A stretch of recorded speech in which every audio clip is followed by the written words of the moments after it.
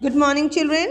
Today in EVS we are going to start a new chapter, lesson 13, Earth's Neighbors. It is very interesting chapter, children, क्योंकि हमें इस chapter के द्वारा ना अपने neighbor जो neighbors होते हैं, neighboring planets होते हैं ना, उनके बारे में हम लोग जानेंगे. And no doubt it's very interesting to know about our neighbors. आपके neighbor में अगर कोई new family आ रही है रहने के लिए तो आपको बहुत ज़्यादा excitement होता है ये जानने के लिए who are they, ये जानने की रहती है ना उत्सुकता आपको मन में. तो उसी तरह ना हमारे प्लैनेट जो अर्थ है उसके जो नेबर्स हैं उनके बारे में हम लोग इस पर्टिकुलर चैप्टर में डिस्कस करेंगे. We are going to discuss the topics like what is the sky and space, what constitutes the solar system, what are natural and artificial satellites, then what is the structure of the earth. We are going to study about the structure of the earth also. अर्थ का structure जो है वो कैसा होता है वो भी हम लोग पढ़ेंगे इस पर्टिकुलर चैप्टर में. सो let's start with the first one, that is the sky. Children, आपने सुना होगा ना स्काई. जब आप किसी ओपन स्पेस में खड़े होते हो like your terrace, lawn, balcony या फिर फील्ड में जब आप खड़े होते हो और ऊपर की ओर अपवर्ड की ओर आप फेस करोगे और देखोगे ना तो आपको क्या दिखता है? The sky, isn't it? तो वो बहुत ही वाइड एक शीट की तरह स्प्रेड रहता है हर डायरेक्शन में एंड इट इज़ लिमिटलेस. उसकी लिमिट नहीं और वो इतना ज़्यादा हाई है कि हम उसे कभी अपने हैंड से टच नहीं कर सकते हैं. Okay, now come out in the open and look upwards. It seems to you that a white sheet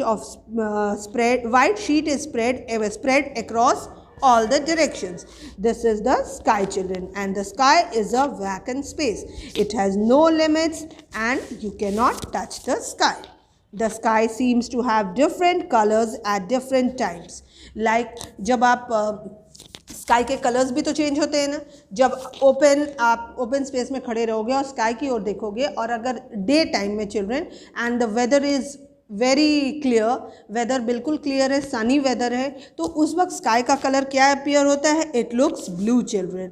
and sometimes it looks black. Black कब दिखता है? जब क्लाउडी वेदर रहता है, बारिश होने वाली रहती है तो हर तरफ ब्लैक दिखता है sky. And sometimes it appears in red colour also. Red colour में कब अपीयर होता है? In the night. नाइट में अगर एकदम क्लियर है आपका स्काई तो it appears black in colour, है ना, ब्लैक दिखता है ना. और अगर मान लीजिए क्लाउडी नाइट है तो उस वक्त जो स्काई है ना उसका कलर हमें रेड अपीयर होता है. Now what causes the sky to appear in different colors? It is the atmosphere, children. सबसे नीचे वाला लेयर होता है अर्थ जहाँ हम रहते हैं, उसके ठीक थोड़ा सा ऊपर आप मूव करोगे तो एटमॉस्फेयर होता है एंड एटमॉस्फेयर के ठीक ऊपर क्या होता है? द स्काई, चिल्ड्रन, या फिर स्पेस भी आप कह सकते हो. You know there are many tiny particles of dust, smoke and water vapour in the air. When sunlight enters the atmosphere, it strikes these particles and gets scattered. Because of this, the sky looks blue. At night, the sky appears black due to the absence of the sunlight. रात होती है जब तो बिल्कुल अंधेरा हो जाता है सब तरफ. स्काई भी जो है वो भी डार्क दिखती है, ब्लैक दिखती है. Do you know why? Because no sunlight appears. Sunlight जो है वो डिसअपियर हो जाती है, सनसेट हो जाता है. That is the reason why the sky looks black at night. Now the region above the earth's atmosphere is called space. Space has neither a colour nor any border. There are countless celestial bodies in the space. So space जो है ना वहाँ पे countless, मैंने बोला ना sky में countless stars होते हैं, काउंटलेस उसकी स्पेस होती है. और सेलेस्टियल बॉडीज़ जो होती है ना स्पेस में वो भी काउंटलेस होती है, उसे भी हम लोग काउंट नहीं कर सकते. Now the sun, the moon, stars, planets and the earth are all located in the space. Space में कौन कौन लोकेट होते हैं? सन होती है, मून होते हैं, स्टार्स होते हैं and different kinds of planets. बहुत सारे डिफरेंट प्लैनेट्स भी पाए जाते हैं. So even our earth, children, हमारा जो प्लैनेट है ना जहाँ पे हम रहते हैं वो भी कहाँ लोकेटेड है? Do you know? It is also located in space, children. So let us read some of these bodies. अब हम लोग इन्हीं के जो स्काई में कुछ बॉडीज़ जो पाए जाते हैं ना जिनके बारे में अभी हम लोगों ने पढ़ा ना, कौन कौन से होते हैं? सन, मून, स्टार्स एंड प्लैनेट्स.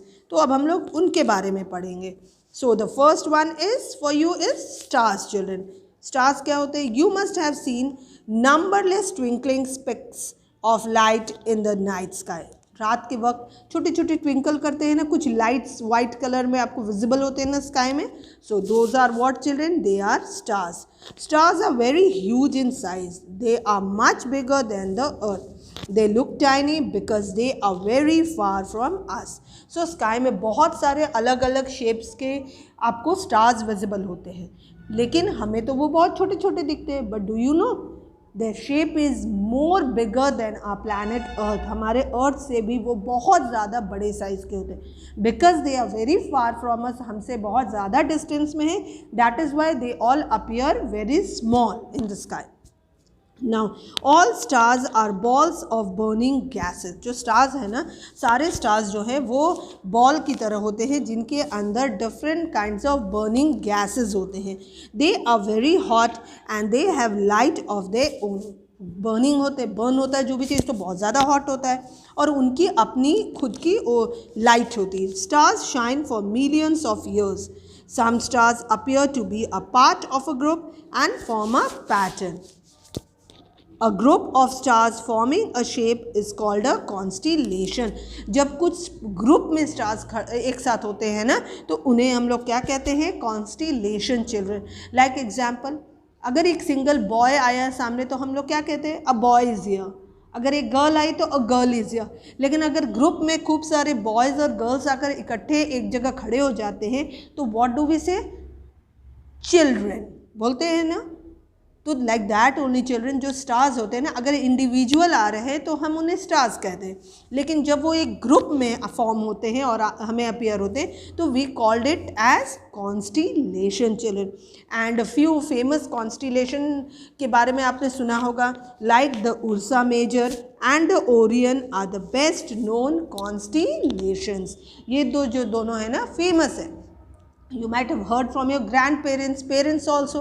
जब आप क्लियर नाइट है समर्स में, स्पेशली इन समर्स जब क्लियर रहती है स्काई, बिल्कुल स्टार्स अच्छे से आपको विजिबल होते हैं ना, तो आपके जो ग्रैंड पेरेंट्स हैं उनके साथ आप अगर स्काई की ओर देखोगे ना, तो वो आपको बहुत अच्छी अच्छी बातें सिखाते हैं, बताते हैं, नॉलेज देते हैं। तो that time they might have taught you about the सप्त ऋषि मंडल, जिसे हिंदी में हम कहते हैं ना कि ये देखो बच्चों, दिस इज सप्त ऋषि मंडल, ऐसे करके वो लोग आपको समझाते हैं। So that Sapta Rishi Mandal is also known as the Ursa Major children. It appears in this particular shape. वो इस शेप में अपीयर होता है। Clear? Now the stars in shape are found in huge clusters. One such cluster is known as the galaxy. There are billions of galaxies in space. The smallest galaxy contains about how many stars? 1 lakh stars. Just imagine children कि जो सबसे छोटा Galaxy होता है ना, उसमें कितने stars appear होते हैं? 1 लाख स्टार्स अपीयर होते हैं। It might be more than that also children, but एक लमसम अंदाज जिसे हम कहते हैं ना, अंदाज पर कहा जाता है कि कम से कम 1 लाख स्टार्स तो होते ही हैं, जो सबसे छोटा साइज का गैलेक्सी होता है। But while the largest one may contain up to 3000 billion stars. Just imagine, जो लार्जेस्ट वन होता है ना, गैलेक्सी जो होती है, उसके अंदर कितने स्टार्स होते हैं? 3000 billion of stars. Our Earth is part of a galaxy known as the Milky Way। हमारा भी जो अर्थ है ना, स्पेस है, जो प्लैनेट जिस पे हम रहते हैं स्पेस पे, अर्थ, वो भी गैलेक्सी का एक पार्ट है जिसे हम क्या कहते हैं? Milky way. Now the milky way is a spiral shaped Galaxy. See it looks like this. जो मिल्की वे है ना, वो बिल्कुल स्पाइरल शेप्ड की तरह अपीयर होता है। Clear? Now let's study about the sun। अब हम लोग किसके बारे में पढ़ेंगे? सन के बारे में। The sun is also a star। क्या आपको पता है सन भी एक स्टार है? It is the nearest star to the earth। अर्थ के सबसे पास में जो स्टार होता है उसे हम क्या कहते हैं? सन। That is why it looks much bigger than our stars। जो अदर स्टार्स है ना, उनसे ज़्यादा बड़ा साइज में क्यों दिखता है? क्योंकि it is nearer to the earth. The sun is as big as how much? 13 lakh earths put together। Clear? The sun is as big as 13 lakh earths put together 13 lakh earth को अगर आप इकट्ठा करोगे तो जो साइज फॉर्म होता है ना वो किसका होता है? द सन का होता है। Clear? Now the sun is about 150 million kilometre away from the earth. Earth से वो कितना दूर है? 150 million kilometre it is away from the earth. The sun's rays takes about 8 minutes to reach us. सोचो वो हमसे कितना किलोमीटर है? 150 मिलियन किलोमीटर्स अवे है अर्थ से, लेकिन कितना टाइम लगता है आपको पता है कि सन के रेज को सन से अर्थ में रीच करने में? Only children 8 minutes. Scientists have estimated the age of the sun as about 45 billion years. जैसे आपकी एज होती है ना 8 years, 9 years, 10 years क्या होते हो ना, उसी तरह जो साइंटिस्ट होते हैं ना उन्होंने एक एस्टिमेशन बनाया है कि जो सन है उसकी एज होगी कम से कम 45 बिलियन ईयर्स। जस्ट इमेजिन, है ना ये इंटरेस्टिंग थिंग? आई होप आपको पता बिल्कुल नहीं होगा, ये एक इंटरेस्टिंग फैक्ट पता चला ना आपको आपके सोलर सिस्टम के बारे में। So now let's study about the solar system children. The family of the sun is called the solar system. Sun की जो फैमिली होती है ना उसे हम लोग क्या कहते हैं? सोलर सिस्टम कहते हैं children. The sun is the centre of the solar system. Solar system का सेंटर में क्या होता है? Sun. It appears. There are 8 planets which go round it. कितने प्लैनेट्स हैं? 8 प्लैनेट्स होते हैं जो सन के गोल गोल घूमते हैं। There are some natural satellites of these planets. So the sun, its planets, their satellites and some other bodies form the solar system. So solar system किससे किससे बना हुआ है? कुछ नेचुरल सैटेलाइट्स होते हैं, कुछ प्लैनेट्स होते हैं और कुछ अदर बॉडीज़ होते हैं जिनको मिलाकर क्या बनता है? हमारा पर्टिकुलर सोलर सिस्टम बनता है children. Clear? So solar system में कौन कौन से प्लैनेट्स आते हैं? See over here, Neptune, Uranus, Saturn, Jupiter, Mars, Earth, Venus, Mercury comes. So let's study about our planets now children. हमारे planets के बारे में हम लोग पढ़ेंगे. Okay? A planet is a celestial body that revolves around the sun. Sun in a fixed path called orbit. A planet also spins or rotates on its axis. The orbits of the planets do not cross one another. Therefore, the planets do not collide with each other. जो planets से collide नहीं करते क्योंकि सब अलग अलग आपके axis पर मूव करते हैं. Now the planets do not have their own light. सारे planets के पास अपनी own light नहीं होती है. They reflect the light of the sun and thus become visible. उन्हें लाइट कहाँ से मिलता है? सन से मिलता है और उसके बाद ही वो विजिबल होते। The earth is also a planet. Besides the earth there are 7 other planets in the solar system. So कितने और प्लैनेट्स हैं सोलर सिस्टम में सिवाय अर्थ के अलावा? There are 7 planets. So let's start with the first one, that is Mercury children. Mercury, it is the closest planet to the sun. ये sun के सबसे करीब में होता है. It is also the smallest and the swiftest planet. It completes one revolution in just 88 days. ये सिर्फ 88 days में अपना एक revolution जो है वो complete कर लेता है. It is very hot during the day and very cold at night. Next comes Venus. It is the brightest planet. It is also the hottest planet. Venus is like the earth in size and mass. Venus is called the morning star when it appears in the east at dawn and the evening star when it appears in the west at dusk.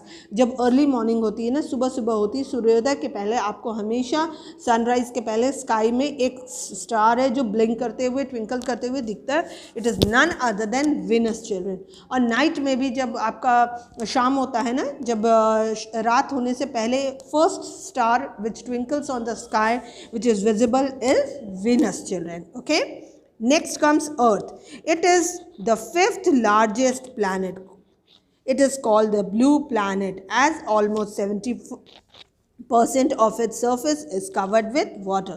The Earth is a unique planet as it is the only known planet that supports life. क्यों अर्थ का colour blue appear होता है? क्योंकि जब आप देखोगे ना telescope से या फिर स्पेस से जब आप अर्थ को विजिबल करोगे ना, तो क्यों, बिकॉज 70% जो है ना earth, it is covered by water, that is why it appears in blue colour. Clear children? Thank you.